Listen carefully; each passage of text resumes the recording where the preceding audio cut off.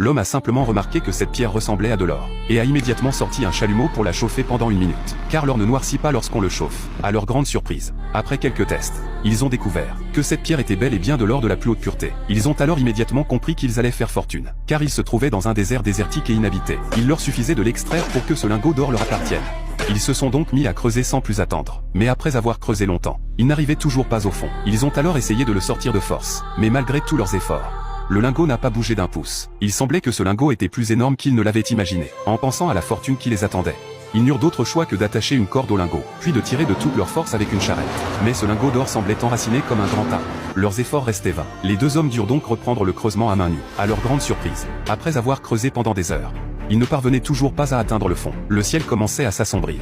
Et les chiens sauvages de la région étaient particulièrement redoutables. Ils ramassèrent alors du bois pour allumer un feu, afin de se défendre contre les attaques de la meute. C'est ainsi que les deux hommes s'assirent autour du feu, et se mirent à rêver d'une vie d'opulence. Mais il ne suffisait pas d'y penser. La priorité absolue était désormais de transporter l'or. Le lendemain, Jacques proposa d'aller en ville pour emprunter une pelleteuse.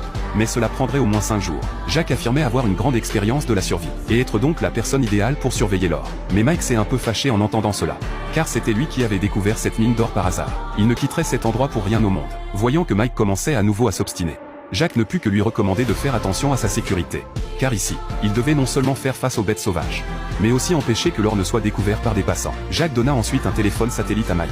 Puis il appuya sur l'accélérateur et partit à toute vitesse. Alors que la voiture de son compagnon s'éloignait peu à peu, Mike se rendit rapidement à l'emplacement de la mine d'or. Il recouvrit soigneusement la surface de l'or avec du sable. Puis il fabriqua un abri de fortune avec des chiffons. Et pour se protéger des bêtes sauvages la nuit, Mike alla ramasser du bois. Grâce à l'effet dissuasif des flammes, Mike réussit par chance à passer sa première nuit. Le lendemain, alors que Mike cherchait des provisions, il fut attiré par un objet brillant. Au début, il crut avoir découvert un autre filon d'or. Mais en s'approchant, il s'aperçut qu'il s'agissait de l'épave d'un avion accidenté. Sans réfléchir, Mike se précipita vers l'épave.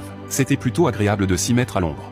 Mais très vite, il devint agité. Comme il ne voyait pas d'or à cet endroit, il démonta l'épave de l'avion, et les a traînés jusqu'à son campement. Après s'être organisé, il a construit un abri. En regardant l'or qui brillait devant ses yeux, Mike n'a plus pu contenir son agitation. Il a directement arraché un morceau d'or, alors qu'il hésitait à se contenter de ce petit morceau.